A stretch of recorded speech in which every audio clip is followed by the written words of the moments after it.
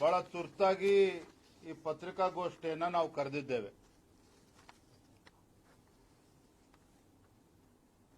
ರಾಜ್ಯದಲ್ಲಿ ಕಾಂಗ್ರೆಸ್ ಪಕ್ಷದ ಸರ್ಕಾರ ಆಡಳಿತ ಅಸ್ತಿತ್ವಕ್ಕೆ ಬಂದ ನಂತರ ಒಂದಾದರೊಂದು ಘಟನೆಗಳು ನಡೀತಾ ಇದೆ. ಸರಣಿ ಘಟನೆಗಳು ರಾಜ್ಯದಲ್ಲಿ ಒಂದಾದ ಮೇಲೆ ಒಂದು ನಡೀತಾನೆ ಬಂದಿದೆ. ಮಂಗಳೂರಿನಲ್ಲಿ ಕುಕ್ಕರ್ ಬ್ಲಾಸ್ಟ್ ಇಂದ ಶುರುವಾಗಿರ್ತಕ್ಕಂಥ ಘಟನೆಗಳು, ಶಿವಮೊಗ್ಗದಲ್ಲಿ ಟಿಪ್ಪು ಜಯಂತಿಯ ಮುಖೇನ ಹಿಂದೂ ಮನೆಗಳಿಗೆ ನುಗ್ಗಿ ಮನೆಗಳ ಮೇಲೆ ಕಲ್ಲನ್ನ ಎಸೆದು ಹಿಂದೂಗಳಿಗೆ ಬೆದರಿಸ್ತಕ್ಕಂಥ ಕೆಲಸನೂ ಕೂಡ ನಡೆದೋಯ್ತು ಕಾಂಗ್ರೆಸ್ ಸರ್ಕಾರ ಅಸ್ತಿತ್ವಕ್ಕೆ ಬಂದ ಮೇಲೆ.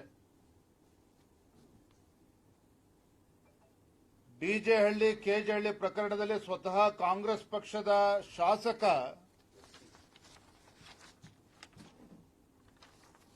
ಗೃಹ ಮಂತ್ರಿಗಳಿಗೆ ಒತ್ತಾಯವನ್ನು ಮಾಡ್ತಾರೆ. ಯಾರು ಡಿಜೆ ಹಳ್ಳಿ ಕೆಜೆ ಹಳ್ಳಿ ಪ್ರಕರಣದಲ್ಲಿ ಭಾಗಿಯಾಗಿದ್ದಾರೆ ಅಮಾಯಕರ ವಿರುದ್ಧ ಕೇಸ್ಗಳನ್ನು ಹಿಂಪಡಿಬೇಕು ಅಂತೇಳಿ ಸ್ವತಃ ಕಾಂಗ್ರೆಸ್ ಪಕ್ಷದ ಶಾಸಕರು ಗೃಹ ಮಂತ್ರಿಗಳಿಗೆ ಒತ್ತಾಯವನ್ನು ಮಾಡ್ತಾರೆ. ಮೊನ್ನೆ ರಾಜ್ಯಸಭಾ ಚುನಾವಣೆ ಸಂದರ್ಭದಲ್ಲಿ ನಡೆದಿರತಕ್ಕಂಥ ಘಟನೆ ಎಲ್ಲರನ್ನೂ ಕೂಡ ಕೇವಲ ರಾಜ್ಯದಲ್ಲಷ್ಟೇ ಅಲ್ಲ, ದೇಶದಲ್ಲಿ ಘಟನೆ ಬೆಚ್ಚಬೀಳಿಸಿದೆ. ಪ್ರಜಾಪ್ರಭುತ್ವದ ದೇಗುಲ ವಿಧಾನಸೌಧದ ಒಳಗಡೆ ರಾಜ್ಯಸಭಾ ಚುನಾವಣೆ ನಡೆದ ನಂತರ ಗೆದ್ದು ಬರ್ತಾ ಇರತಕ್ಕಂಥ ಕಾಂಗ್ರೆಸ್ಸಿನ ಸಂಸದ ಅವರ ಹಿಂಬಾಲಕರು ಪಾಕಿಸ್ತಾನ್ ಜಿಂದಾಬಾದ್ ಅಂತ ಹೇಳಿ ಘೋಷಣೆ ಕೂಡ ಕೂಗಾಯಿತು. ಇವೆಲ್ಲವನ್ನೂ ಸಹ ರಾಜ್ಯದಲ್ಲಿರ್ತಕ್ಕಂಥ ಕಾಂಗ್ರೆಸ್ ಸರ್ಕಾರ, ಮಾನ್ಯ ಮುಖ್ಯಮಂತ್ರಿಗಳು, ಮಾನ್ಯ ಉಪಮುಖ್ಯಮಂತ್ರಿಗಳು ಡಿ ಕೆ ಶಿವಕುಮಾರ್ ಅವರು, ಇವರ ಮಂತ್ರಿಮಂಡಲ ಸಂಪೂರ್ಣವಾಗಿ ಸಹಿಸಿಕೊಂಡು ಬಂದಿದೆ. ಒಂದೇ ಮಾತಿನಲ್ಲಿ ಹೇಳಬೇಕು ಅಂತ ಹೇಳಿದ್ರೆ, ರಾಜ್ಯದ ಕಾಂಗ್ರೆಸ್ ಪಕ್ಷದ ಮೈ ಬ್ರದರ್ ಪಾಲಿಸಿ, ರಾಜ್ಯದ ಕಾಂಗ್ರೆಸ್ ಸರ್ಕಾರದ ಮೈ ಬ್ರದರ್ ಪಾಲಿಸಿ ಇವತ್ತು ರಾಜ್ಯದ ಜನರ ಒಂದು ರಕ್ಷಣೆ ವಿಚಾರದಲ್ಲಿ ಒಂದು ದೊಡ್ಡ ಯಕ್ಷ ಪ್ರಶ್ನೆ ಇವತ್ತು ಉದ್ಭವ ಆಗಿರ್ತಕ್ಕಂಥದ್ದು. ರಾಜ್ಯದ ಕಾಂಗ್ರೆಸ್ ಪಕ್ಷದ ಒಂದು ನೀತಿಗಳು ಈ ನಾಡಿನ ಕನ್ನಡಿಗರ ಒಂದು ಸುರಕ್ಷತೆಗೆ ಇವತ್ತು ಒಂದು ದೊಡ್ಡ ಪ್ರಶ್ನಾರ್ಥಕ ಚಿಹ್ನೆಯನ್ನು ಹುಟ್ಟಾಕಿರ್ತಕ್ಕಂಥದ್ದು. ಇವತ್ತು ರಾಮೇಶ್ವರಂ ಕೆಫೆನಲ್ಲಿ ನಡೆದಿರ್ತಕ್ಕಂಥ ಬ್ಲಾಸ್ಟ್ ಸ್ವತಃ ಮುಖ್ಯಮಂತ್ರಿಗಳೇ ಹೇಳಿದ್ದಾರೆ, ಇದು ಐಇಡಿ ಬ್ಲಾಸ್ಟ್ ಅಂತಕ್ಕಂಥದ್ದು. ಸ್ವತಃ ಮುಖ್ಯಮಂತ್ರಿಗಳೇ ಇದನ್ನು ಒಪ್ಕೊಂಡಿದ್ದಾರೆ. ನನಗನ್ನಿಸ್ತದೆ, ಮೊನ್ನೆ ವಿಧಾನಸೌಧದಲ್ಲಿ ನಡೆದಂತ ಪಾಕಿಸ್ತಾನ್ ಜಿಂದಾಬಾದಿನ ದೇಶದ್ರೋಹಿ ಘಟನೆ ನಡೆದಿದೆ, ಅದರ ಮುಂದುವರಿದ ಭಾಗವಾಗಿ ಇವತ್ತು ರಾಮೇಶ್ವರಂ ಕೆಫೆನಲ್ಲಿ ಇವತ್ತು ಬ್ಲಾಸ್ಟ್ ಆಗಿರ್ತಕ್ಕಂಥದ್ದು. ಎಲ್ಲೋ ಒಂದ್ ಕಡೆ ಕಾಂಗ್ರೆಸ್ ಪಕ್ಷದ ತುಷ್ಟೀಕರಣದ ರಾಜನೀತಿಗಳೇನಿದ್ದಾವೆ, ರಾಜ್ಯದ ಆಡಳಿತ ಪಕ್ಷ ಕಾಂಗ್ರೆಸ್ ಸರ್ಕಾರದ ಈ ತುಷ್ಟೀಕರಣದ ಅಲ್ಪಸಂಖ್ಯಾತರನ್ನ ಓಲೈಸ್ತಕ್ಕಂಥ ಈ ಸರ್ಕಾರದ ನೀತಿಗಳೇನಿದೆ, ಇದೆಲ್ಲೋ ಒಂದು ಕಡೆ ರಾಜ್ಯದ ಸುರಕ್ಷತೆಗೆ ಒಂದು ಗಂಡಾಂತರವನ್ನ ತಂದಿದೆ ಅಂತಕ್ಕಂಥದ್ದು ಮೇಲ್ನೋಟಕ್ಕೆ ಗೊತ್ತಾಗ್ತದೆ. ನೋಡಿ, ಎಂತ ದುರಾದೃಷ್ಟ ಅಂತ ಹೇಳಿದ್ರೆ, ನಾವು ರಾಜ್ಯದಲ್ಲಿ ಇವತ್ತು ವಿಧಾನಸೌಧದಲ್ಲಿ ನಡೆದಿರ್ತಕ್ಕಂಥ ಘಟನೆ ವಿರುದ್ಧ ನಮ್ಮ ವಿರೋಧ ಪಕ್ಷದ ನಾಯಕರ ನೇತೃತ್ವದಲ್ಲಿ ಶಾಸಕರು ವಿಧಾನಸೌಧದ ಒಳಗಡೆ ಪ್ರತಿಭಟನೆ ಮಾಡ್ತೇವೆ. ಗೃಹ ಸಚಿವರು ಹೇಳ್ತಾರೆ, ನಾವು FSL ರಿಪೋರ್ಟ್ ಬಂದ ಮೇಲೆ ಅವ್ರ ವಿರುದ್ಧ ಕ್ರಮವನ್ನು ಕೈಗೊಳ್ತೇವೆ. ನಡೆದಿದೆಯೋ ಇಲ್ಲ ಅನುಮಾನ ಇದೆ ಅನ್ನೋ ರೀತಿಯಲ್ಲಿ ಬೇರೆ ಬೇರೆ ಮಂತ್ರಿಗಳು ಕೂಡ ಇದ್ರ ಬಗ್ಗೆ ಹೇಳಿಕೆಯನ್ನು ನೀಡಿದ್ದಾರೆ. ಆದರೆ ತಮಗೆ ಗೊತ್ತಿರಲಿ, FSL ರಿಪೋರ್ಟ್ ಯಾವ ರಿಪೋರ್ಟ್ಗೋಸ್ಕರ ರಾಜ್ಯ ಸರ್ಕಾರ ಕಾಯ್ತಾ ಇತ್ತು, FSL ರಿಪೋರ್ಟ್ ಇವತ್ತು ಬೆಳಗ್ಗೆ ಬಂದಿದೆ. ಈ FSL ರಿಪೋರ್ಟ್ ಇವತ್ತು ಪಾಕಿಸ್ತಾನ್ ಜಿಂದಾಬಾದ್ ಕೂಗಿರ್ತಕ್ಕಂಥದ್ದು ಸತ್ಯ ಅಂತೇಳಿ ರಿಪೋರ್ಟ್ ಬಂದಿರತಕ್ಕಂಥದ್ದು ಕೂಡ ಮುಚ್ಚಿಡ್ತಕ್ಕಂಥ ಕೆಲಸ ರಾಜ್ಯ ಸರ್ಕಾರ ಮಾಡ್ತಾ ಇದೆ. ಎಲ್ಲೋ ಒಂದ್ ಕಡೆ FSL ರಿಪೋರ್ಟ್ ಅನ್ನ ತಿದ್ದುಪಡಿ ಮಾಡಿ ಮತ್ತೊಂದು ಬೋಗಸ್ FSL ರಿಪೋರ್ಟ್ ಅನ್ನ ತರ್ತಕ್ಕಂಥ ಕೆಲಸ ಮಾಡ್ತದೆ ಅನ್ನುವ ಅನುಮಾನ ನಮ್ಮೆಲ್ಲರೂ ಕೂಡ ಕಾಡ್ತಾ ಇದೆ. ಇವತ್ತು ಕಾಂಗ್ರೆಸ್ ಸರ್ಕಾರ ದೇಶದ್ರೋಹಿ ಚಟುವಟಿಕೆಗಳನ್ನು ನಡೆಸತಕ್ಕಂಥ ದೇಶದ್ರೋಹಿಗಳನ್ನ ಆಂಟಿ ನ್ಯಾಷನಲ್ ಎಲಿಮೆಂಟ್ಸ್ ಮತ್ತು ಆಂಟಿ ಸೋಷಿಯಲ್ ಎಲಿಮೆಂಟ್ಸ್ ಪರವಾಗಿ ಏನು ಮೃದು ಧೋರಣೆಯನ್ನು ಈ ರಾಜ್ಯ ಸರ್ಕಾರ ತೆಗೆದುಕೊಂಡಿದೆ. ಅಲ್ಪಸಂಖ್ಯಾತನ ಓಲೈಸತಕ್ಕಂಥ ರಾಜಕಾರಣವನ್ನು ಇವತ್ತೇನು ರಾಜ್ಯದಲ್ಲಿ ಇವತ್ತು ನಡೀತಾ ಇದೆ ಕಾಂಗ್ರೆಸ್ ಸರ್ಕಾರದಿಂದ, ಇದರ ಪರಿಣಾಮ ಇವತ್ತು ರಾಜ್ಯದ ಜನರು ಇವತ್ತು ಅನುಭವಿಸಬೇಕಾಗಿದೆ, ಎದುರಿಸಬೇಕಾಗಿರ್ತಕ್ಕಂಥ ಪರಿಸ್ಥಿತಿ ನಿರ್ಮಾಣ ಆಗಿದೆ ಅಂತಕ್ಕಂಥದ್ದು ಕಟು ಸತ್ಯ. ನಾನು ಮಾನ್ಯ ಮುಖ್ಯಮಂತ್ರಿಗಳಿಗೆ ಆಗ್ರಹವನ್ನ ಮಾಡ್ತೇನೆ. ರಾಮೇಶ್ವರಂ ಕೆಫೆನಲ್ಲಿ ನಡೆದಿರ್ತಕ್ಕಂಥ ಬಾಂಬ್ ಬ್ಲಾಸ್ಟ್ ಈ ಘಟನೆಯನ್ನ ಗಂಭೀರವಾಗಿ ತೆಗೆದುಕೊಂಡು ತತ್ಕ್ಷಣ NIAಗೆ ಹ್ಯಾಂಡ್ ಓವರ್ ಮಾಡಬೇಕು ಇನ್ವೆಸ್ಟಿಗೇಷನ್ ಅನ್ನ ಅನ್ನೋದನ್ನ ನಾನು ಭಾರತೀಯ ಜನತಾ ಪಾರ್ಟಿ ಪರವಾಗಿ ನಾವು ಒತ್ತಾಯ ಮಾಡ್ತಾ ಇದ್ದೇನೆ. ಕೇವಲ ಭಾರತೀಯ ಜನತಾ ಪಾರ್ಟಿಯ ಪರವಾಗಿ ಅಷ್ಟೇ ಅಲ್ಲ, ರಾಜ್ಯದ ಜನರ ಹಿತದೃಷ್ಟಿಯಿಂದ, ರಾಜ್ಯದ ಜನರ ರಕ್ಷಣೆಯ ದೃಷ್ಟಿಯಿಂದ ಇವತ್ತು ಬೆಂಗಳೂರು ಮಹಾನಗರದಲ್ಲಷ್ಟೇ ಅಲ್ಲ, ಕರ್ನಾಟಕ ರಾಜ್ಯದಲ್ಲಿ ಇವತ್ತು ಜನರು ಇವತ್ತು ಭಯಭೀತರಾಗಿದ್ದಾರೆ. ಹಾಗಾಗಿ I demand honourable chief minister to hand over this investigation to NIA without any further delay. Bharatiya Janata party ವಿಚಾರದಲ್ಲಿ ರಾಜಕಾರಣ ಮಾಡತಕ್ಕಂಥ ಪ್ರಶ್ನೆ ಉದ್ಭವ ಆಗೋದಿಲ್ಲ. ಇವತ್ತು ರಾಜ್ಯದ ಜನ ಇವತ್ತು ನಿಮಗೆ ಸಂಪೂರ್ಣ ಬಹುಮತನ ಕೊಟ್ಟು ಅಧಿಕಾರಕ್ಕೆ ತಂದಾಗ ಕುಂತಲ್ಲಿ ನಿಂತಲ್ಲಿ ಇವತ್ತು ನೀವು ಅಲ್ಪಸಂಖ್ಯಾತರನ್ನ ಓಲೈಕೆ ಮಾಡ್ತಕ್ಕಂಥ ನಿಮ್ಮ ರಾಜಕಾರಣ ಇವತ್ತು ವಿಧಾನಸೌಧದಲ್ಲಿ ಇವತ್ತು ಪಾಕಿಸ್ತಾನ್ ಜಿಂದಾಬಾದ್ ಅಂತೇಳಿ ಕೂಗಿರ್ತಕ್ಕಂಥವ್ನು ಕಾಲ್ ಮುರಿದು ಒಳ ಹಾಕೋದನ್ನು ಬಿಟ್ಟು ನೀವು ಹಿಂದೆ ಮುಂದೆ ನೋಡ್ತಾ ಇರ್ತಕ್ಕಂಥದ್ದು, ಇದೆಲ್ಲರ ಪರಿಣಾಮ ಇವತ್ತು ರಾಜ್ಯದ ಒಂದು ಸುರಕ್ಷತೆಗೆ ಇವತ್ತು ಗಂಡಾಂತರ ಬಂದಿರತಕ್ಕಂಥದ್ದು ಮೇಲ್ನೋಟಕ್ಕೆ ಗೊತ್ತಾಗ್ತದೆ. ನಿನ್ನೆ ಮತ್ತು ಮೊನ್ನೆ ಗುಲ್ಬರ್ಗಾ ಜಿಲ್ಲೆನಲ್ಲಿ 2 ಹತ್ಯೆಗಳಾಗಿದ್ದಾವೆ. ಭಾರತೀಯ ಜನತಾ ಪಾರ್ಟಿಯ ಇಬ್ಬರು ಕಾರ್ಯಕರ್ತರ ಹತ್ಯೆ ಆಗಿರ್ತಕ್ಕಂಥದ್ದು. ನೀವು ಸರ್ಕಾರ ಬಂದಾಗಿಂದ ಗುಲ್ಬರ್ಗಾ ಜಿಲ್ಲೆ ಇರ್ಬೋದು, ರಾಜ್ಯದ ಬೇರೆ ಬೇರೆ ಜಿಲ್ಲೆಗಳಲ್ಲಿ ನಡೀತಾ ಇರ್ತಕ್ಕಂಥ ಕೊಲೆ ಪ್ರಕರಣಗಳಿರ್ಬೋದು, ಬೇರೆ ಬೇರೆ ಪ್ರಕರಣಗಳನ್ನ ಗಮನಿಸಿದ್ರೆ ಎಲ್ಲೋ ಒಂದು ಕಡೆ ಕಾಂಗ್ರೆಸ್ ಸರ್ಕಾರದ ಮೃದು ಧೋರಣೆ ಹೊತ್ತು ಕೇವಲ ಭಾರತೀಯ ಜನತಾ ಪಾರ್ಟಿ ಕಾರ್ಯಕರ್ತರಿಗಷ್ಟೇ ಅಲ್ಲ, ರಾಜ್ಯದ ಒಂದು ಸುರಕ್ಷತೆ ಕೂಡ ಇವತ್ತು ಗಂಡಾಂತರ ಬಂದಿದೆ ಅಂತೇಳಿ ನಾನು ಮೇಲ್ನೋಟಕ್ಕೆ ಹೇಳೋದಕ್ಕೆ ಇಚ್ಛಪಡ್ತೇನೆ.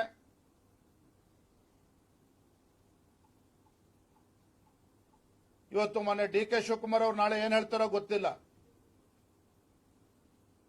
ಮಂಗಳೂರಿನಲ್ಲಿ ಕುಕ್ಕರ್ ಬ್ಲಾಸ್ಟ್ ಆದಾಗ ಮೈ ಬ್ರದರ್ಸ್ ಅಂತ ಹೇಳಿದ್ರು. ಹಾಗಾಗಿ ನಿಮ್ಮ ಈ ಮೃದು ಧೋರಣೆ ಇವತ್ತು ಈ ಪರಿಸ್ಥಿತಿಗೆ ಒದಗಿ ತಂದು ಇಟ್ಟಿದೆ ಅಂತಕ್ಕಂಥ ಮಾತನ್ನ ಸಂದರ್ಭದಲ್ಲಿ ಹೇಳ್ತಾ ಇದ್ದೇನೆ. ಈಗಲೂ ಕೂಡ ತಡೆ ಮಾಡಿದ್ದಾನೆ. ಮೊನ್ನೆ ನಡೆದಂತಹ ವಿಧಾನಸೌಧದ ಘಟನೆ ಹೊತ್ತು FSL ರಿಪೋರ್ಟ್ ಅನ್ನ ತಿರುಚಾಕ್ತಾನೆ ಯಥಾವತ್ತಾಗಿ ಆ ರಿಪೋರ್ಟ್ ಅನ್ನ ರಾಜ್ಯದ ಜನರ ಮುಂದೆ ತೆರೆದಿಡಬೇಕು, ತಪ್ಪಿತಸ್ಥರನ್ನ ಒಳಗಾಕಬೇಕು. ಇವತ್ತಿನ ಘಟನೆಯನ್ನು ಕೂಡ ಗಂಭೀರವಾಗಿ ತೆಗೆದುಕೊಂಡು NIAಗೆ ಇವತ್ತು ಇನ್ವೆಸ್ಟಿಗೇಷನ್ಗೆ ತತ್ಕ್ಷಣ ಹ್ಯಾಂಡ್ ಓವರ್ ಮಾಡಬೇಕು ಅಂತೇಳಿ ನಾನು ಒತ್ತಾಯವನ್ನು ಮಾಡ್ತಾ ಇದ್ದೇನೆ, ಆಗ್ರಹವನ್ನು ಮಾಡ್ತಾ ಇದ್ದೇನೆ. Yes,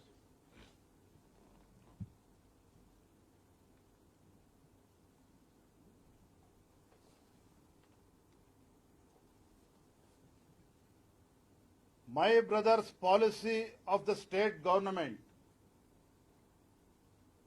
my brother's policy and friendly policy of this Congress government here in Karnataka has become a great threat for the security of Kannadigas here in Karnataka. I claim this because when cooker blast took place in Mangalore a couple of months ago after this Congress government has come to power, the immediate statement by Deputy Chief Minister D.K. Shivakumarji that the people involved in this cooker blast are innocent people. So literally, Deputy Chief Minister D.K. Shivakumarji gave a clean sheet for the anti-social elements, anti-national elements. And the episode which took place in the Shimoga district during the celebration of Tipu Jayanti, in the daylight, anti-social elements, anti-national elements threatened Hindu people. They pelted stones on the houses of Hindu people. Literally, they barged into the house of Hindu people. Still, the Congress government did not initiate any action against this anti-social elements simply because minority will be upset. So last week, during Rajya Sabha election, few anti-national elements openly shouting Pakistan Jindabad inside the house, inside Vidhan Sauda. And still Congress government is not in a position to take any action against these anti-national elements. And more importantly, Home Minister gives a statement, no, let's wait for FSL report. My dear friends, FSL report, I am told the FSL report is ready in the hands of the government today. According to my information, FSL report has clearly mentioned that these anti-national elements have clearly shouted Pakistan Jindabad. But this fact, the state government is trying to hide the facts. They are not releasing the FSL report. And in fact, they are trying to create one more bogus FSL report today or tomorrow. By doing this, they are supporting all these anti-national elements simply because the minority people here in Karnataka will be upset with the Congress party. Bharatiya Janata Party strongly condemns the blast at Rameshwar Cafe that happened today in the daylight. Bharatiya Janata Party demands Chief Minister Siddaramaiah ji, without further delay, the state government should hand over this investigation to NIA immediately. The state government should hand over the investigation to NIA immediately. It's very unfortunate that Karnataka state has, for the first time, is facing such a worse situation here in Karnataka. The ruling party, Congress government's appeasement politics has stooped to such a level that today it is threatening the security of the Karnataka people of the Karnataka state. So I strongly demand and urge Chief Minister to act immediately without any further delay. Thank you.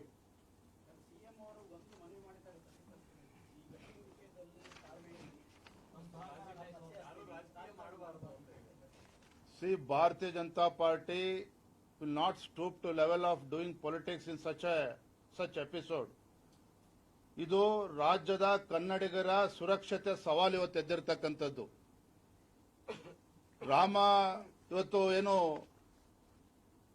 Rameshwara ಕೆಫೆನಲ್ಲಿ ನಡೆದಿರ್ತಕ್ಕಂಥ blast ಇದರ ರಾಜಕಾರಣ ಮಾಡ್ತಕ್ಕಂಥ ಕೀಳು ಮಟ್ಟಕ್ಕೆ ಭಾರತೀಯ Janata party ಇಳಿತಕ್ಕಂಥ ಪ್ರಶ್ನೆ ಅಲ್ಲ. ಆದರೆ ನಿಮ್ಮ ಅಲ್ಪಸಂಖ್ಯಾತರ ತುಷ್ಟೀಕರಣದ ನೀತಿ ಇವತ್ತು ರಾಜ್ಯದಲ್ಲಿ ಇಂಥ ಕೆಟ್ಟ ಪರಿಸ್ಥಿತಿ ನಿರ್ಮಾಣ ಆಗಿರ್ತಕ್ಕಂಥದ್ದು. ಇವತ್ತು ನಿಜ ಹೇಳಬೇಕು ಅಂತ ಹೇಳಿದ್ರೆ ಮಾನ್ಯ ಮುಖ್ಯಮಂತ್ರಿಗಳು ಇವತ್ತು ನೈತಿಕ ಹೊಣೆಯನ್ನು ಹೊತ್ತು ರಾಜೀನಾಮೆ ಕೊಡಬೇಕಾಗ್ತದೆ. ಮೊನ್ನೆ ವಿಧಾನಸೌಧದಲ್ಲೂ ಕೂಡ ಪಾಕಿಸ್ತಾನ್ ಜಿಂದಾಬಾದ್ ಅಂತ ಹೇಳಿದಾಗ ನಮ್ಮ ಮಾನ್ಯ ಅಶೋಕ್ ಅವರ ನೇತೃತ್ವದಲ್ಲಿ ನಮ್ಮ ಶಾಸಕರು ಗಲಾಟೆ ಮಾಡಿದ್ದಾರೆ, ಹೋರಾಟ ಮಾಡಿದ್ದಾರೆ. ನೀವು ಎಲ್ಲದನ್ನು ಕೂಡ ರಾಜಕೀಯ ಬಣ್ಣವನ್ನು ಕೊಟ್ಟು ಭಾರತೀಯ ಜನತಾ ಪಾರ್ಟಿಯ ಮುಖಕ್ಕೆ ಮಸಿ ಬೆಳತಕ್ಕಂಥ ಪ್ರಯತ್ನ ಮಾಡಬೇಡಿ. ಇವತ್ತು ನಿಮಗೆ ತಾಕತ್ತಿದ್ರೆ, ನಾನು ನೇರವಾಗಿ ಹೇಳ್ತೇನೆ ಮಾತನ್ನ ಮಾನ್ಯ ಮುಖ್ಯಮಂತ್ರಿಗಳಿಗೆ, ನೀವು ನಿಜವಾಗ್ಲೂ ಕೂಡ ತಾಕತ್ತಿದ್ರೆ ತತ್ಕ್ಷಣ ಈ ವಿಚಾರದಲ್ಲಿ ಗಂಭೀರ ತೆಗೆದುಕೊಂಡು NIA ಹ್ಯಾಂಡ್ ಓವರ್ ಮಾಡಿ. ಎಲ್ಲಾ ಸಂದರ್ಭದಲ್ಲೂ ಕೂಡ ಅಲ್ಪಸಂಖ್ಯಾತರ ಮನಸ್ಸಿಗೆ ನೋವಾಗ್ತದೆ ಅಂತೇಳಿ ದೇಶದ್ರೋಹಿಗಳನ್ನು ಕೂಡ ಅಲ್ಪಸಂಖ್ಯಾತರ ಪಟ್ಟಿಯಲ್ಲಿ ಸೇರ್ಸಕ್ಕಂತ ಪ್ರಯತ್ನ ಮಾಡಬೇಡಿ. ಇದರಿಂದ ಅಲ್ಪಸಂಖ್ಯಾತರು ಕೂಡ ಕೆಟ್ಟ ಹೆಸರು ಬರ್ತದೆ, ರಾಜ್ಯದ ಸುರಕ್ಷತೆಗೂ ಕೂಡ ಇವತ್ತು ಗಂಡಾಂತರ ಒದಗಿ ಬಂದಿರತಕ್ಕಂಥದ್ದು.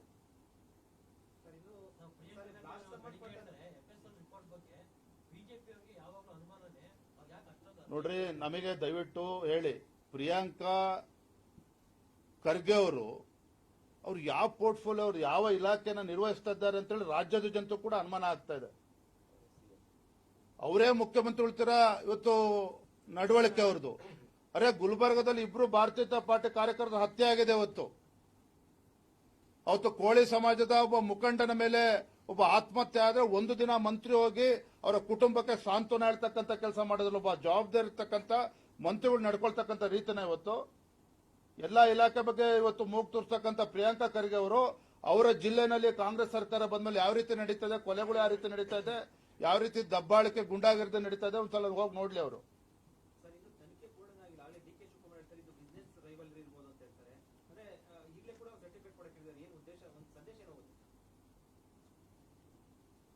ದೇಶದ್ರೋಹಿಗಳ ಪಟ್ಟಿನಲ್ಲಿ ಇದೇ ರೀತಿ ಮಾನ್ಯ ಡಿ ಕೆ ಶಿವಕುಮಾರ್ ಹೇಳಿಕೆಯನ್ನು ಕೊಡ್ತಾ ಇದ್ರೆ ದೇಶದ್ರೋಹಿಗಳ ಪಟ್ಟಿನಲ್ಲಿ ಡಿ ಕೆ ಶಿವಕುಮಾರ್ ಹೆಸರನ್ನು ಕೂಡ ಸೇರಿಸಬೇಕಾಗ್ತದೆ.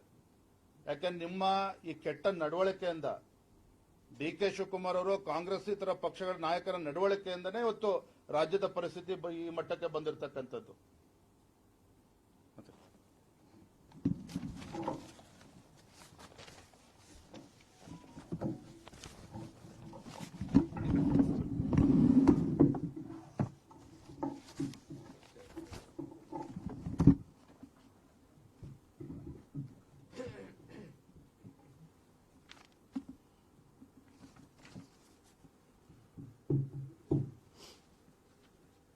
ಮಾಧ್ಯಮದ ಸನ್ಮಾನ್ಯ ಸ್ನೇಹಿತರೆ, ನಾವೆಲ್ಲರೂ ಕೂಡ ತಲೆ ತಗ್ಗಿಸುವಂತ ಘಟನೆ ಬೆಂಗಳೂರಲ್ಲಿ ನಡೆದೋಗಿದೆ. ನಾವೆಲ್ಲ ಬೆಂಗಳೂರನ್ನ ಪ್ರೀತಿಸುವಂತ ಜನ. ಕರ್ನಾಟಕ ಶಾಂತಿಯ ತೋಟ. ಇಂಥ ಒಂದು ಶಾಂತಿಯ ತೋಟವನ್ನ ಕದಡುವಂತ ಭಯೋತ್ಪಾದಕ ಚಟುವಟಿಕೆ ಇವತ್ತು ಬೆಂಗಳೂರಲ್ಲಿ ನಡೆದಿದೆ. ನಾನು ಸನ್ಮಾನ್ಯ ಆಡಳಿತ ಪಕ್ಷದ ನಾಯಕರಲ್ಲಿ, ಆಡಳಿತ ಪಕ್ಷದ ಸದಸ್ಯರಲ್ಲಿ ನಾನು ವಿನಂತಿ ಮಾಡ್ತೀನಿ, ದಯವಿಟ್ಟು ತಮ್ಮ ಮನಸ್ಥಿತಿಯನ್ನ ಬದಲಾವಣೆಯನ್ನ ಮಾಡಿಕೊಳ್ಳಿ.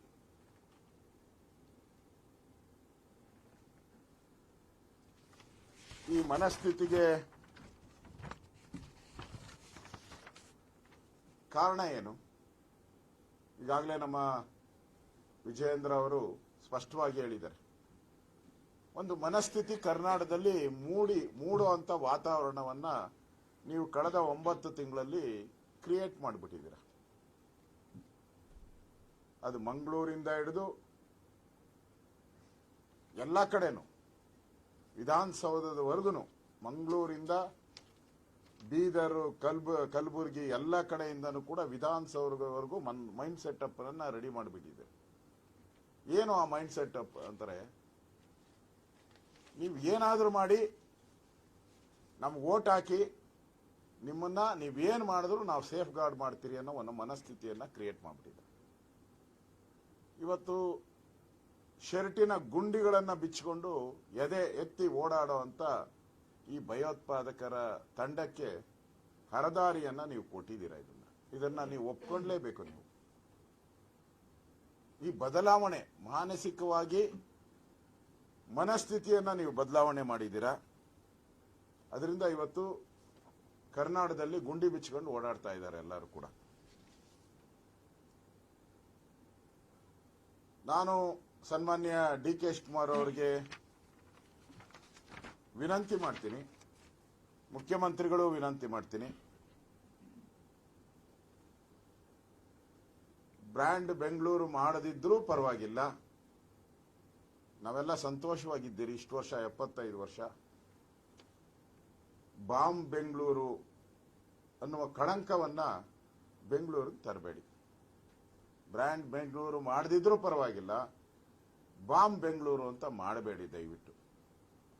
ಇವತ್ತು ಬೆಂಗಳೂರಿನ ರಾಮೇಶ್ವರ ಕೆಫೆಯಲ್ಲಿ ನಡೆದಿರುವಂತ ಘಟನೆ, ಅಲ್ಲಿರೋದೆಲ್ಲ ಬಹಳ ಅಂತಾರಾಷ್ಟ್ರೀಯ ಕಂಪನಿಗಳು, ದೇಶ ವಿದೇಶದ ಕಂಪನಿಗಳು. ಅಲ್ಲಿ ಈ ಬಾಂಬ್ ಸ್ಫೋಟ ಆಗಿದೆ ಅಂತ ಹೇಳಿದ್ರೆ ಅರ್ಥ ಮಾಡ್ಕೊಳ್ಳಿ, ಯಾರು ಭಯೋತ್ಪಾದಕರಿದ್ದಾರೆ ಅವರ ಕೃತ್ಯ ಇದರಲ್ಲಿ ಸ್ಪಷ್ಟವಾಗಿ ಕಾಣ್ತಾ ಇದೆ. ಅವರಿಗೆ ಬೆಂಗಳೂರಿನ ವರ್ಚಸ್ಸನ್ನ ಕಡಿಮೆ ಮಾಡಬೇಕು, ಬೆಂಗಳೂರಲ್ಲಿ ಬರ್ತಕ್ಕಂಥ ಇನ್ವೆಸ್ಟ್ಮೆಂಟ್ ಕಡಿಮೆ ಆಗಬೇಕು, ಬೆಂಗಳೂರಲ್ಲಿ ಅಭದ್ರತೆ ಮೂಡಬೇಕು, ಆ ದೃಷ್ಟಿಯಿಂದ ಈ ಕೆಲಸ ಮಾಡಿದ್ದಾರೆ. ಯಾವತ್ತು ಸಿದ್ದರಾಮಯ್ಯನವರು ಮುಖ್ಯಮಂತ್ರಿಗಳಾಗಿದ್ದಾರೋ ಅವತ್ತು ಈ ಪುಂಡ ಪೋಖರಿಗಳಿಗೆಲ್ಲ ರೆಕ್ಕೆ ಪುಕ್ಕ ಬಂದ್ಬಿಟ್ಟಿದೆ. ಈ ಭಯೋತ್ಪಾದಕ ಪುಂಡ ಪೋಖರಿಗಳಿಗೆಲ್ಲ ರೆಕ್ಕೆ ಪುಕ್ಕ ಬಂದ್ಬಿಟ್ಟಿದೆ ಅವರಿಗೆಲ್ಲರೂ ಕೂಡ. ತಾವು ಒಂದಾದ್ಮೇಲೆ ಒಂದು KFD ಸಂಘಟನೆ ಇರ್ಬೋದು, ಪಾಪ್ಯುಲರ್ ಫ್ರಂಟ್ ಇರ್ಬೋದು, ಅವ್ರ ಮೇಲೆ ಕೇಸ್ಗಳನ್ನ ತೆಗೆದ್ರಿ. ನಮ್ಮ ಅಧ್ಯಕ್ಷರು ಹೇಳಿದಂಗೆ KJ ಹಳ್ಳಿ, DJ ಹಳ್ಳಿ ಪತ್ರನೇ ಬರೆದಿದ್ದೀರಾ. ಶಿವಮೊಗ್ಗದಲ್ಲಿ ಗಲಾಟೆ ಆಯಿತು, ಏನು ಕ್ರಮನೇ ತೆಗೆದುಕೊಂಡಿಲ್ಲ. ಕೋಲಾರದಲ್ಲಿ ಗಲಾಟೆ ಆಯಿತು, ಲಾಂಗ್ ಮಚ್ಚುಗಳ ಪ್ರದರ್ಶನ ಆಯಿತು, ಏನು ಕ್ರಮ ತೆಗೆದುಕೊಂಡಿಲ್ಲ. ಒಂದು ರೀತಿ ಆ ಮಾನಸಿಕ ಸ್ಥಿತಿಯನ್ನ ನೀವು ಯಾರು ಭಯೋತ್ಪಾದಕರಿಗೆ ಇದ್ದಾರೆ ಅವರಿಗೆ ಉತ್ತೇಜನ ಕೊಡುವಂತ ವ್ಯವಸ್ಥೆಯನ್ನ ನೀವು ಮಾಡಿದ್ದೀರಾ. ಅದಕ್ಕೆ ಇಷ್ಟು ಅನಾಹುತಗಳನ್ನು ನಡೀತಾ ಇದೆ.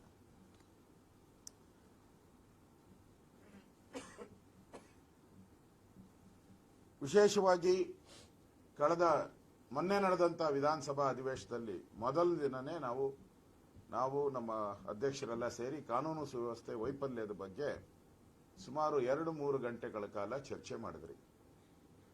ಎಳೆಯಾಗಿ ಬಿಡಿಸಿ ಹೇಳಿದಿರಿ ಕಾನೂನು ಸುವ್ಯವಸ್ಥೆ ಎಷ್ಟು ಹದಗೆಟ್ಟಿದೆ ಕರ್ನಾಟಕದಲ್ಲಿ, ಸರ್ಕಾರ ಬದುಕಿದೆಯಾ ಸತ್ತಿದೆಯಾ ಅಂತ ಕೇಳಿದಿರಿ. ನಾವು ಮಾನ ಮರ್ಯಾದೆ ಇಲ್ಲ ಅಂತಾನು ಹೇಳ್ಬಿಟ್ಟಿದ್ರಿ. ಅಷ್ಟು ಹೇಳಿದ್ಮೇಲೂ ಕೂಡ ಇವ್ರಿಗೆ ಎಚ್ಚರ ಆಗಲಿಲ್ಲ. ವಿಧಾನಸಭೆಯಲ್ಲಿ ಬಂದು ಪಾಕಿಸ್ತಾನ್ ಜಿಂದಾಬಾದ್ ಅಂದ್ರು. ಆ ಜಿಂದಾಬಾದ್ ಅಂದಾಗೂ ಕೂಡ ಎಲ್ಲ ಕಾಂಗ್ರೆಸ್ ಅವರು ಅವ್ರ ಪರವಾಗಿ ನಿಂತರು. ಎಲ್ಲರೂ ಪ್ರತಿಯೊಬ್ಬರು DK ಶಿವಕುಮಾರ್ ಒಂದು ಹೆಜ್ಜೆ ಮುಂದೆ ಹೋಗಿ ಆ ತರ ಘಟನೆ ಆಗೇ ಇಲ್ಲ, ಮಾಧ್ಯಮದವರು ತಿರುಚಿದ್ದಾರೆ, ಮಾಧ್ಯಮ ತಿರುಚಿರೋದ್ರಿಂದ ಹಂಗಾಗಿದೆ ಅಂತ ಹೇಳಿದ್ರು. ಈಗಾಗಲೇ ಅಧ್ಯಕ್ಷರು ಹೇಳಿದ್ದಾರೆ, ಮಂಗಳೂರಲ್ಲಂತ ಘಟನೆ, ಆ ಕುಕ್ಕರ್ ಬ್ಲಾಸ್ಟ್ ಮಾಡಿ ಹಿಂದೂಗಳನ್ನ ಸಾಯಿಸಬೇಕು ಅಂತ ಬಂದಿದ್ದಲ್ಲ, ಅವ್ರನ್ನ ಬ್ರದರ್ ಅಂದ್ರಿ. ನನ್ಗೆ ಹೇಳ್ತೀನಿ, ಈ ಕೆಫೆ ಯಾವುದು ರಾಮೇಶ್ವರ್ ಕೆಫೆ, ಇವ್ರನ್ನೆಲ್ಲಿ ನಮ್ಮ ಅಂಕಲ್ ಅಂತ ಹೇಳ್ಬಿಡ್ತಿರೋ ಅಂತ ನಮ್ಗೆ ಭಯ ಆಗ್ತಾ ಇದೆ. ನಿಮ್ಗೆಲ್ಲ ಬ್ರದರು ಅಂಕಲ್ ಆಗೋದ್ರೆ ನಾವೆಲ್ಲ ಯಾವ ಸ್ಥಿತಿ ಆಗ್ಬೇಕು? ನಾವು ಕರ್ನಾಟಕದವ್ರು ನಾವ್ಯಾರು ಅಂತ ನೀವು ಸ್ಪಷ್ಟ ಮಾಡ್ಬೇಕಾಗ್ತದೆ. ಸನ್ಮಾನ್ಯ DK ಶಿವಕುಮಾರ್ ಅವರೇ, ರಾಜ್ಯದ ಭದ್ರತೆ ವಿಚಾರ ಇದು, ಇದರಲ್ಲಿ ರಾಜಕಾರಣ ಮಾಡಕ್ ಹೋಗ್ಬೇಡಿ. ವೋಟ್ಗೋಸ್ಕರ ರಾಜ್ಯದ ಗೌರವಕ್ಕೆ ಧಕ್ಕೆ ತರಬೇಡಿ, ರಾಜ್ಯದ ಭದ್ರತೆಗೆ ಧಕ್ಕೆ ತರಬೇಡಿ. ಒಂದು ಆಡಳಿತ ಪಕ್ಷವಾಗಿ ಯಾವ ರೀತಿ ನಡ್ಕೊಬೇಕು ಆ ರೀತಿಯನ್ನ ನಡ್ಕೊಳ್ಳಿ. ನಾವು ವಿರೋಧ ಪಕ್ಷವಾಗಿ ಯಾವ ರೀತಿ ನಡ್ಕೊಳ್ಬೇಕೋ ಅದಕ್ಕಿಂತ ಹೆಚ್ಚಿನ ರೀತಿಯಾಗಿ ನಾವು ನಡ್ಕೊಂತೀವಿ. ಇದು ರಾಜ್ಯದ ಬದ್ಧತೆ ಪ್ರಶ್ನೆ. ಇವತ್ತು ನಾವಿರ್ಬೋದು, ಸಿದ್ದರಾಮಯ್ಯನವರು ಇರ್ಬೋದು, DK ಶಿವಕುಮಾರ್ ಇರ್ಬೋದು, ಹೋಗ್ಬೋದು. ಆದರೆ ಕರ್ನಾಟಕ ಹಾಗೇ ಇರುತ್ತೆ, ಬೆಂಗಳೂರು ಹಾಗೇ ಇರುತ್ತೆ. ಮುಂದಿನ ಜನಾಂಗ ನಮ್ಮನ್ನ ತೂಚಿ ಎನ್ನಬಾರದು. ಅದು ನಿಮ್ಮ ಮೇಲೆ ಇರೋ ಜವಾಬ್ದಾರಿ. ಆಡಳಿತ ಪಕ್ಷ ನೀವು, ರೂಲಿಂಗ್ ಪಾರ್ಟಿ ನೀವು ಜವಾಬ್ದಾರಿಯಿಂದ ನಡ್ಕೊಬೇಕಾಗಿತ್ತು. ಈ ಸಂದರ್ಭದಲ್ಲಿ ಪದೇ ಈ ತರದ ಘಟನೆಗಳು ನಡೆದಾಗ ಜನತೆಯಲ್ಲಿ ಶಾಂತಿಯನ್ನ ಕೇಳುವಂತ ಪ್ರಶ್ನೆನೇ ಉದ್ಭವ ಆಗಲ್ಲ. ಇವೆಲ್ಲವನ್ನ ಗಮನದಲ್ಲಿಟ್ಕೊಂಡು ನಾನು ಆಗ್ರಹ ಮಾಡ್ತೀನಿ, ಕೂಡಲೇ ಆ ಗಾಯಾಳುಗಳಿಗೆ ಉತ್ತಮ ಚಿಕಿತ್ಸೆ ಸಿಗೋ ರೀತಿ ವ್ಯವಸ್ಥೆಯನ್ನ ಮಾಡಬೇಕು. ಇಮಿಡಿಯೇಟ್ ಆಗಿ ಉತ್ತಮ ಚಿಕಿತ್ಸೆ ಸಿಗಬೇಕು. ಮತ್ತೆ ರಾಜ್ಯದಲ್ಲಿ ಇವರೇನು ಒಂದೇ ಕಡೆ ಮಾಡಿದ್ದಾರೆ ಅಂತಲ್ಲ, ನಾಳೆ ಇನ್ನೊಂದು ಕಡೆ ಮಾಡಬಹುದು, ನಾಡ್ದು ಇನ್ನೊಂದು ಕಡೆ ಮಾಡಬಹುದು. ಒಟ್ಟಲ್ಲಿ ಅವ್ರಿಗೆ ಭಯ ಬೀಳಿಸುವಂತ ವಾತಾವರಣ ಸ್ಪಷ್ಟವಾಗಿ ಕಾಣ್ತಾ ಇದೆ. ಅದರಿಂದ ಇಡೀ ರಾಜ್ಯದಲ್ಲಿ ನಿಮ್ಮ ಕಾನೂನು ಸುವ್ಯವಸ್ಥೆ ಬದುಕಿದ್ದರೆ, ನಿಮ್ಮ ಇಂಟೆಲಿಜೆನ್ಸ್ ಬದುಕಿದ್ದರೆ,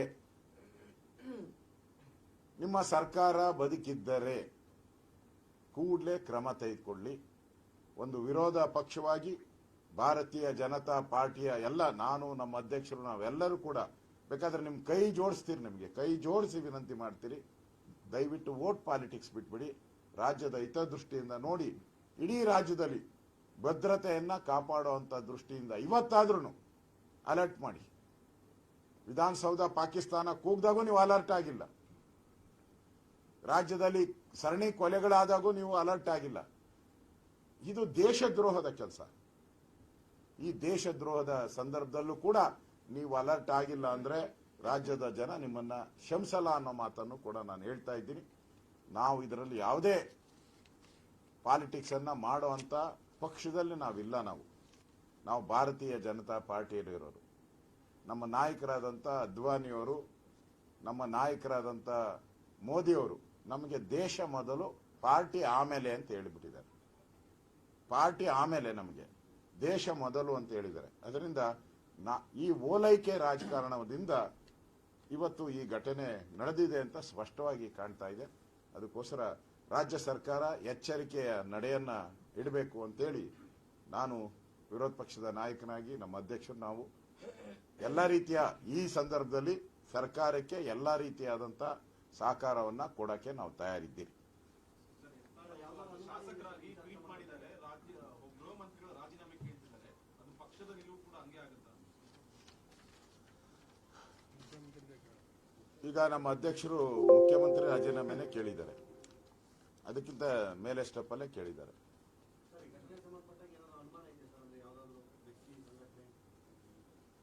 ದೇಶದ್ರೋಹಗಳು ಬಿಟ್ಟು ಯಾರ್ಯಾರಕ್ಕೆ ಸಾಧ್ಯ ಅಣ್ಣ? ಇಲ್ಲ, ಇದು ದೇಶದ್ರೋಹಕ್ಕೆ ಸ್ಪಷ್ಟವಾಗಿ ನಾನು ಪೊಲೀಸ್ ಅಧಿಕಾರಿಗಳ ಜೊತೆ ನಿರಂತರವಾಗಿ ಸಂಪರ್ಕ ಇದ್ದೀನಿ. ಘಟನೆ ಆದ ತಕ್ಷಣ ನಾನು ಪೊಲೀಸ್ ಅಧಿಕಾರಿಗಳಿಗೆ ಫೋನ್ ಮಾಡಿದ್ದೀನಿ, ನಾನು ಕಮಿಷನರ್ಗೂ ಫೋನ್ ಮಾಡಿದ್ದೀನಿ, ಅವ್ರ ಜೊತೆನೂ ಮಾತಾಡಿದ್ದೀನಿ. ನಾವು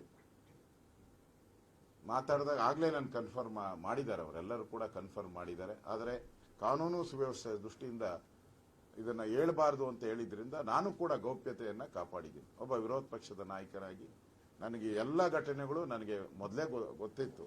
ಆದರೆ ಕಾನೂನು ಸುವ್ಯವಸ್ಥೆ ಹದಗೆಡಬಾರದು ಅಂತೇಳಿ ಪೊಲೀಸ್ ಇಲಾಖೆಯವರು ನನ್ನ ಹತ್ರ ಮಾತಾಡಿದ್ರು. ನಾನು ಆ ದೃಷ್ಟಿಯಿಂದ ಸರ್ಕಾರಕ್ಕೆ ಸಹಕಾರ ಕೊಡಬೇಕು, ಕಾನೂನು ಸುವ್ಯವಸ್ಥೆ ಹದಗೆಡಬಾರದು ಅನ್ನೋ ದೃಷ್ಟಿಯಿಂದ ನಾನು ಕೂಡ ಅದನ್ನ ಎಲ್ಲೂ ಹೇಳಕ್ ಹೋಗಿಲ್ಲ. ಪೊಲೀಸರು ಅದನ್ನ ಹೇಳಿದ ಮೇಲೆ, ಪೊಲೀಸರು ಅದನ್ನ ಅಫಿಷಿಯಲ್ ಆಗಿ ಡಿಕ್ಲೇರ್ ಮಾಡಿದ್ಮೇಲೆ ನಾವು ಈ ಪತ್ರಿಕಾಗೋಷ್ಠಿಯನ್ನ ನಾವು ನಮ್ಮ ಅಧ್ಯಕ್ಷರು ಕರೆದಿದ್ದೀವಿ. ಸದನದಲ್ಲಿ ಮಾತುಕತೆ ಆಗ್ತಾ ಇದ್ವಿ, ಸದನದಲ್ಲಿ ಆಗ್ರಹ ಮಾಡ್ತಾ ಇದ್ವಿ. ಈಗ ಒಂದು ಕಡೆ ಪಾಕಿಸ್ತಾನದ ವಿಚಾರ, FSL ವರದಿ ಬಿಡುಗಡೆ ಮಾಡಿಲ್ಲ ಅಂತಿದ್ವಿ, ಇವತ್ತು ಬ್ಲಾಸ್ಟ್ ಆಗಿದೆ. ನಾಳೆಯಿಂದ ಬಿಜೆಪಿಯ ಹೋರಾಟ ಹೇಗೆ ಸರ್ಕಾರದ ವಿರುದ್ಧವಾಗಿ ಏನ್ ಮಾಡ್ತೀರಿ? ಯಾಕೆಂದ್ರೆ ಸದನ ನಡೀತಾ ಇಲ್ಲ. ಈಗ ನಾವು ಸರ್ಕಾರಕ್ಕೆ ಈ ಸಂದರ್ಭದಲ್ಲಿ ದೇಶದ ರಕ್ಷಣೆ ಪ್ರಶ್ನೆ ಮತ್ತು ರಾಜ್ಯದ ರಕ್ಷಣೆ ದೃಷ್ಟಿಯಿಂದ ಏನೇನು ಸಹಕಾರ ಕೊಡಬೇಕೋ ಪೊಲೀಸ್ ಇಲಾಖೆಗೆ ನಾವು ಕೊಡ್ತೀರಿ.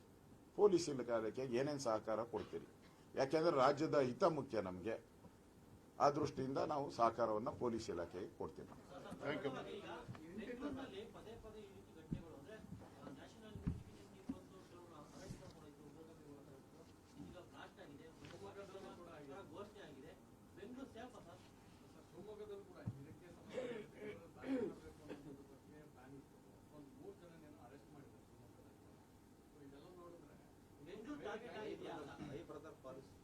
ನಾನು ಈಗ ಅಧ್ಯಕ್ಷರು ಹೇಳಿದ್ರು ಮೈ ಬ್ರದರ್ ಪಾಲಿಸಿ. ನಾನೇನು ಹೇಳಿದೆ, ಆ ಮಾನಸಿಕ ಸ್ಥಿತಿ ಏನಿದೆ ಅದು ಬದಲಾವಣೆ ಆಗಿದೆ. ಯಾರಿಗೆ? ಆ ಒಂದು ಸಮುದಾಯಕ್ಕೆ.